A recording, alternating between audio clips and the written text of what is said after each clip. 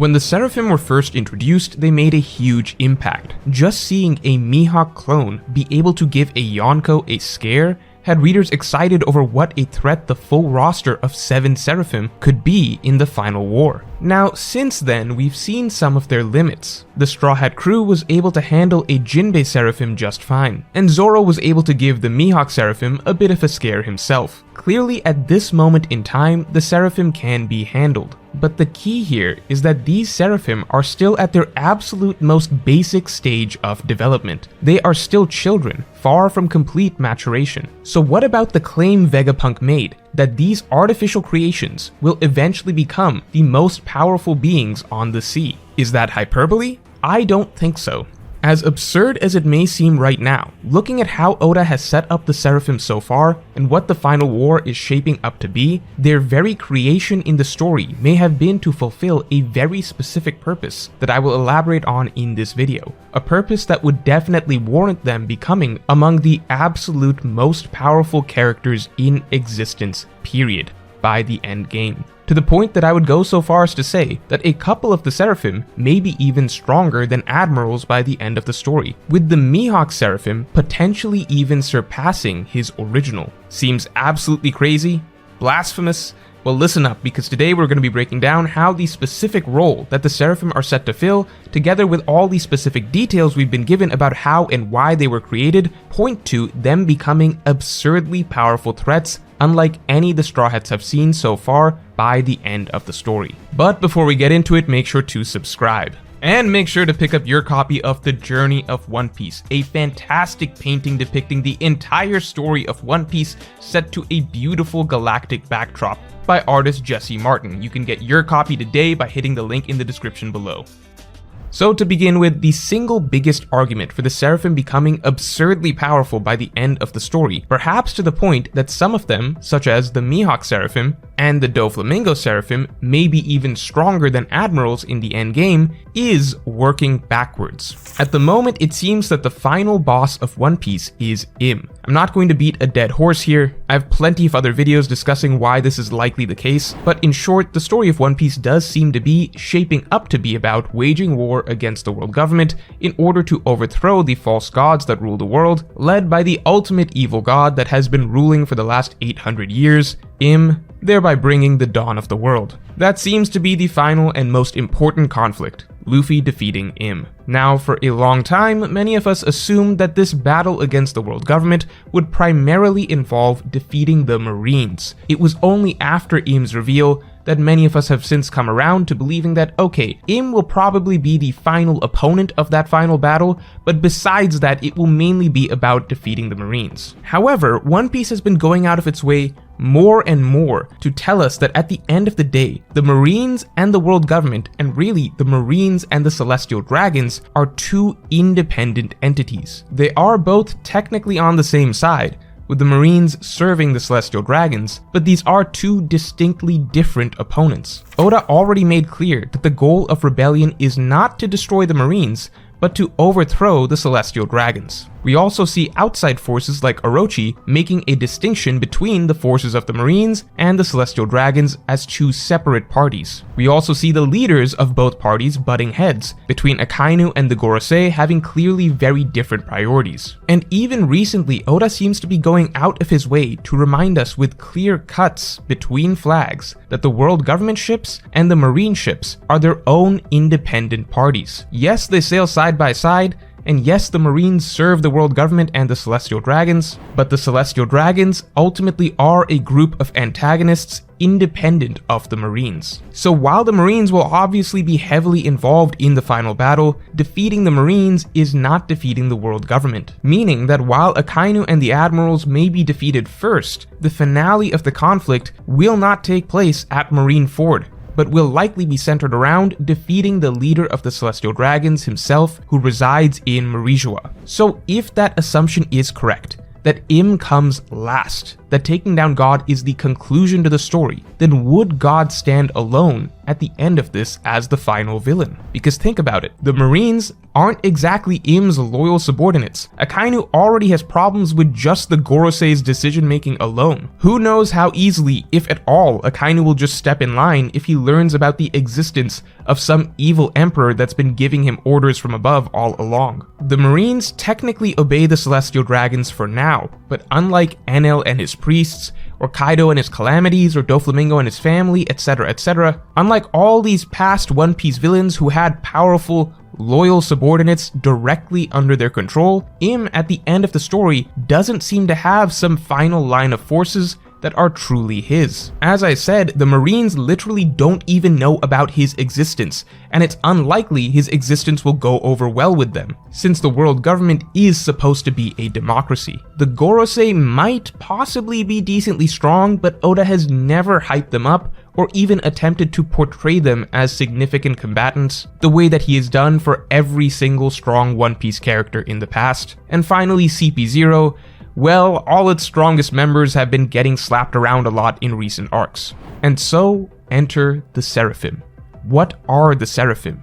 In the Bible, the Seraphim are literally God's angels. Once the Marines fall, and it comes time for the protagonists to take on God himself in the final conflict, why should he stand alone? Does it not seem as though Oda literally created God's angels specifically for this final saga to be the final forces of God? Perfect creations of inhuman power that answer to the celestial dragons above all else. The hierarchy of command for the Seraphim clearly spells out that ultimately the Gorosei will command them. And as the Gorosei are simply mouthpieces for Im, does it not seem as though these angels of death were created to serve God and God alone in the final battle? Essentially, once we are past the other enemies, once we are past Blackbeard and his pirates, once we are past Akainu and the admirals, would we not face the true final villains of the story, God and his angels? The entire purpose of the Seraphim seems to be to give Im his own personal, absolute combat force, when previously he had none.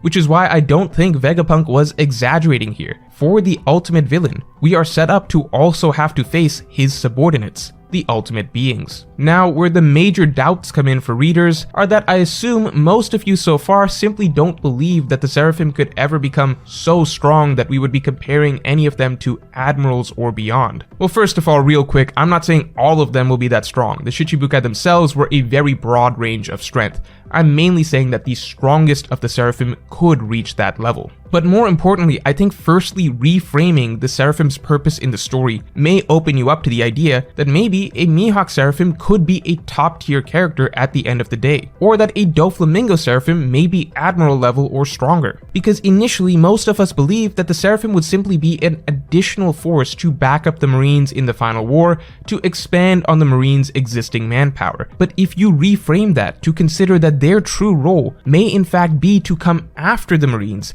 and to back up Im as his final line of defense, then it suddenly puts into perspective everything we have learned about them, and what Vegapunk has stated about their potential. Suddenly, their potential importance as final opponents side by side with Im makes it make a lot more sense that they might be significantly stronger than we even initially expected. Because while yes, the Seraphim don't seem like the ultimate beings just at this moment, that's because the key is that right now, they are in their absolute infancy. These Seraphim are very literally children compared to what they will one day become. Everything we are seeing them do so far is a small prelude to what they will be capable of in the future. What we have to realize is that these aren't some arbitrary experiments Oda is throwing in. For literally the last 400 chapters since Punk Hazard, we have been building and building to the reveal of the perfect scientific creation in the One Piece world. All those experiments we saw throughout the various arcs featuring the smartest minds of the One Piece world, attempts at gigantification, artificial devil fruits, cloning, lineage factors, all of these ideas that were individually hyped up to have tremendous military potential have finally all been combined into a singular product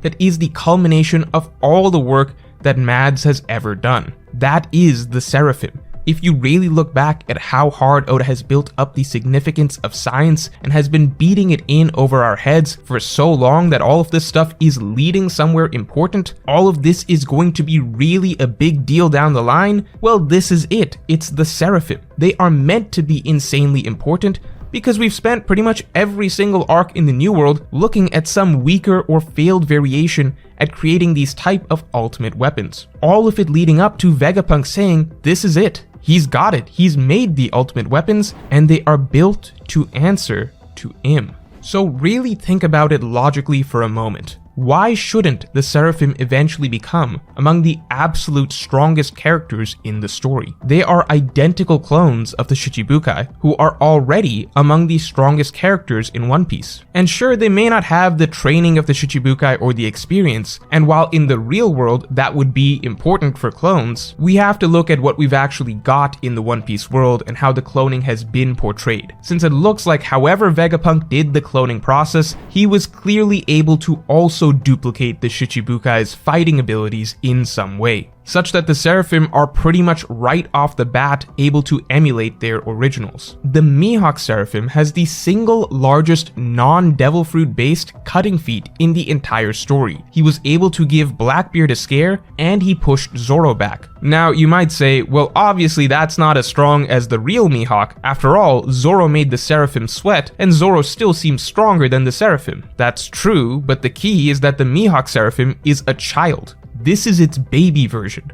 It is made explicitly clear that it is nowhere near its full potential yet. So don't think of it as, well, Zoro is stronger than the Mihawk Seraphim, so the Mihawk Seraphim isn't a perfect copy of Mihawk's fighting abilities. Think of it as, without even being close to its full power, the child version of the Mihawk Seraphim is already cutting mountains, is already a threat to Yonko level characters, and is already able to clash with and push back one of the strongest swordsmen in the world. This is its child version. This is likely nothing compared to what it will one day be, meaning that at full potential, yes, the Seraphim will likely properly emulate the full fighting capabilities of their originals based on how good of an imitation the child form is already doing. And even if you don't want to believe that, even if you think it's impossible, if you think that no clone could ever be as good as the real deal, fine. Let's say hypothetically then that the Seraphim at their full potential are, let's say, a 90% accurate emulation of the fighting abilities of their originals. That's good enough, because emulating the fighting abilities is just one small piece of what makes the Seraphim so broken.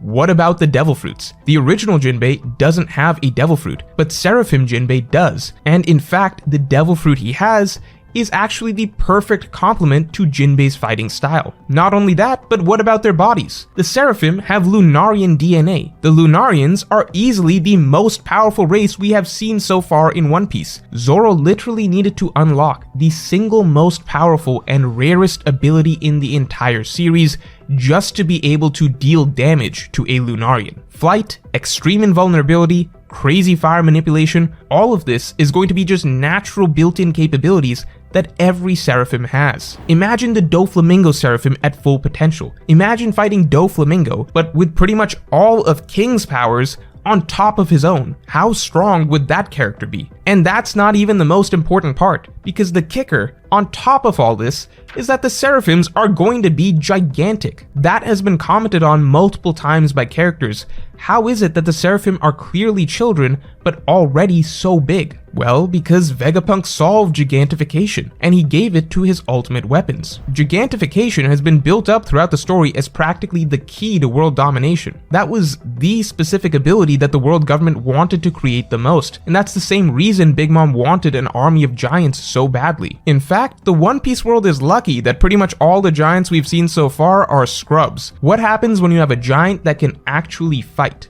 What happens when there is a full-strength, Lunarian giant version of Mihawk staring us down at the end game? If child version can already cut a mountain in half, what will the final version be capable of? When he has close to Mihawk's full sword capabilities, plus flight, invulnerability, fire, and is literally 10 times bigger than the original, with maybe some broken devil fruit thrown in as the cherry on top. And if any of you are still upset at the mere suggestion that a clone could ever be stronger than Mihawk, Doflamingo, Hancock, whoever, I think you're missing the point, because what we have to consider is, why would Oda give Im such overpowered final subordinates? The same reason every other major villain has their elite subordinates. It's so that our favorite characters, the Straw Hats, get amazing fights. Think about this for a moment. One thing I've wondered about for some time is when Zoro fights Mihawk, would it be during the final war or before the final war? Honestly, before the final war makes more sense, since during the final war, the Straw Hats would be against the world government, and Mihawk would never side with the world government. So whenever Zoro's duel with Mihawk would take place, it would have to be before it's time to take down the world government and the Celestial Dragons, as Mihawk just doesn't make sense as a matchup for Zoro